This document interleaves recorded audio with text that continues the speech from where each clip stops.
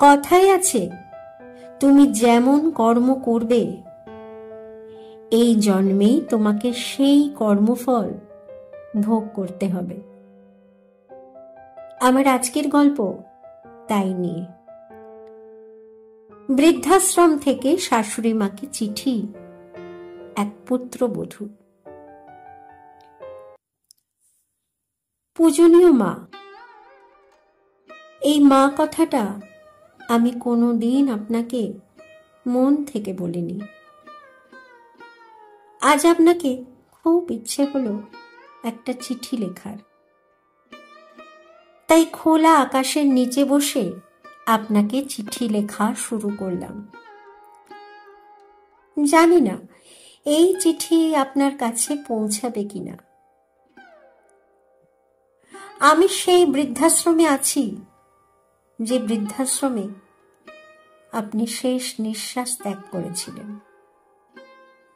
ভাগ্যক্রমে আপনি যে রুমটিতে থাকতেন, আমি এখন সেই রুমে। তাই হয়তো আজ আপনাকে আমার খুব মনে পড়ছে। ক্ষমা চাইবার অধিকার আমি হারিয়ে ফেলেছি। তাও এই চিঠি লিখছি, যদি আপনি ক্ষমা করে দেন।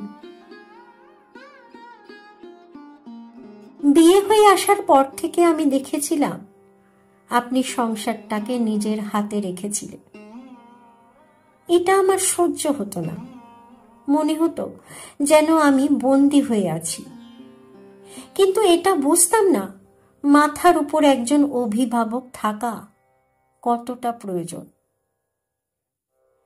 আপনি যখন বলতেন, বৌমা যতটা খাবে ততটা নাও, লোকসান করো না, এই কথাটা যেন আমার অসহ্য লাগতো।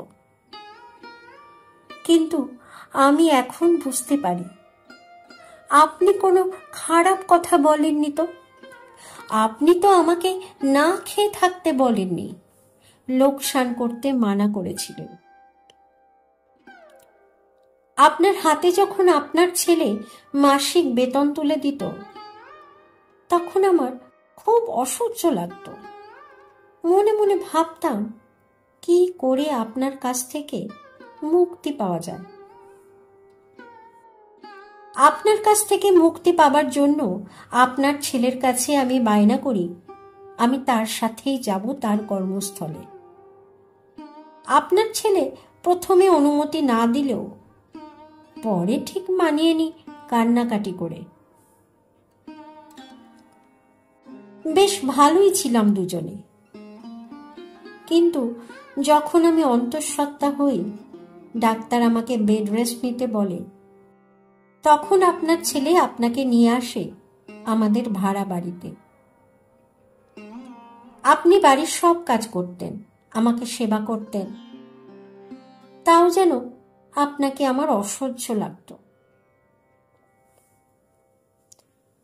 আমারও একটি পুত্র সন্তান হয়। আমার সন্তান আস্তে আস্তে বড় হতে থাকে, সব সময় ঠাম্মা ঠাম্মা করতে থাকে। আমার এই ঠাম্মা শব্দটা শুনে অসহ্য লাগতো। আমার ছেলেকে আমি ইংলিশ মিডিয়াম স্কুলে ভর্তি করি, কিন্তু আপনি বাংলা মিডিয়ামের যত কবিতা গল্প শোনাতে থাকেন। ছেলে জেদ করে বসে সে বাংলা মিডিয়াম স্কুলে পড়বে। এই ব্যাপারটা আমি কিছুতেই মেনে নিতে পারছিলাম না। আমাদের ভাড়া বাড়িতে দুটি রুম ছিল। একটাতে আমি আর আপনার ছেলে থাকতাম, অপরটিতে আমার ছেলেও আপনি। ছেলে বড় হচ্ছে, তাই আরেকটা রুমের প্রয়োজন ছিল। আমি আর আপনার ছেলে যুক্তি করলাম দেশের বাড়ি ও জমি বিক্রি করে এখানে নিজেদের বাড়ি তৈরি করব। আপনি কিছুতেই সই করছিলেন না, এটা বলে যে ওটা আপনার শ্বশুরের ভিটা, ওখানে আপনার অনেক স্মৃতি জড়িয়ে আছে। শেষ পর্যন্ত আপনি সই করলেন। আপনার সাথে আমার কোনো মতেই বনিবনা হতো না, তাই স্থির করি আপনাকে বৃদ্ধাশ্রমে পাঠানো। তখন আমার ছেলে হস্টেলে পড়ে, তাই আপনার ব্যাপারে কিছুই জানতে পারেনি। আপনাকে বৃদ্ধাশ্রমে পাঠিয়ে বেশ কয়েকটা বছর ভালোই ছিলাম। একদিন ফোনে খবর পেলাম আপনি আর নেই। আমি মনে মনে বললাম, যা বাঁচা গেছে। এরপর ছেলে বড় হলো, বিয়ে দিলাম। প্রথম প্রথম ভেবেছিলাম আমি তো আর আপনার মতো গেঁয়ো ভূত নই, তাই আমার সাথে আমার বৌমার বেশ মিল হবে। কিন্তু তা হয়নি। আমার সাথে যেন ইতিহাসের পুনরাবৃত্তি হচ্ছিল। যে যে বিষয়ে আপনার সাথে আমার তর্ক হতো, ঠিক সেই বিষয়ে আমার সাথে আমার বৌমার হতো। হঠাৎ করে আপনার ছেলে স্ট্রোক হয়, আর সে আমাকে ছেড়ে চলে যায় চিরতরে। আপনার ছেলের বানানো বাড়ি তাদের পছন্দ হচ্ছিল না। আমার বৌমা থাকতে চাইতো ফ্ল্যাটে, তাই বাড়ি ভেঙে ফ্ল্যাট বানানোর পরিকল্পনা করে। আমাকে আমার ছেলে ও বৌমা বোঝায় যে ফ্ল্যাট বানালে তারা দুটো ফ্ল্যাট নেবে, বাদ বাকি ভাড়া দেবে, তাতে অনেক টাকা আসবে। আপনার মতোই আমি কিছুতেই সই করতে চাইনি, কিন্তু আমার ছেলে কান্নাকাটি করে শেষ পর্যন্ত সই নিয়েছিল। বাড়ি ভেঙে তৈরি হলো বিশাল বড় ফ্ল্যাট। সেই ফ্ল্যাটে ছিল দুটো রুম আর একটা কিচেন। আমি আমার ছেলেকে বললাম, কি রে, আমার রুম কোথায়? ছেলে বলল, মা, তোমার রুমের কি দরকার? তুমি আমাদের মেয়ের সাথে মেয়ের রুমে থাকবে। নাতনির সাথে নাতনির রুমেই থাকছিলাম। নাতনি যত বড় হতে থাকে আমার সাথে খারাপ ব্যবহার করে। আসলে ওর চাই একটা নিজস্ব রুম। তাই আমার ছেলে ও বৌমা স্থির করে আমাকে বৃদ্ধাশ্রমে রাখার। আমি আজ বৃদ্ধাশ্রমে, যে বৃদ্ধাশ্রমে আপনি ছিলেন। ভাগ্যের কি পরিহাস!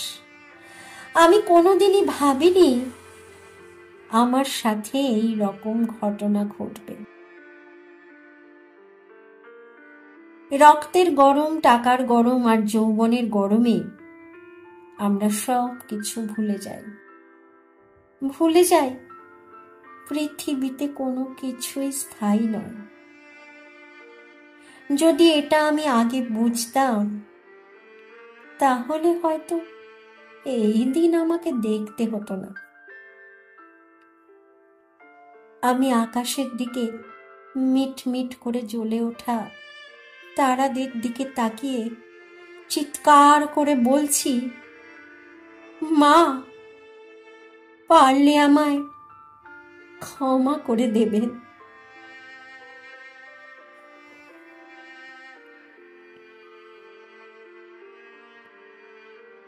গল্পটি সংগৃহীত।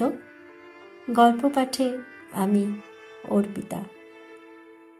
আমার গল্প পাঠ যদি আপনাদের ভালো লেগে থাকে, তাহলে আমার এই চ্যানেলটি সাবস্ক্রাইব করে আমার পাশে থাকার অনুরোধ রইল, যাতে এমন নতুন নতুন সুন্দর সুন্দর ভিন্ন ভিন্ন স্বাদের গল্প নিয়ে আমি আপনাদের সামনে আবার হাজির হতে পারি। আজকের মতো বিদায়। সকলে ভালো থাকবেন, সুস্থ থাকবেন, এই প্রার্থনা করি। ধন্যবাদ।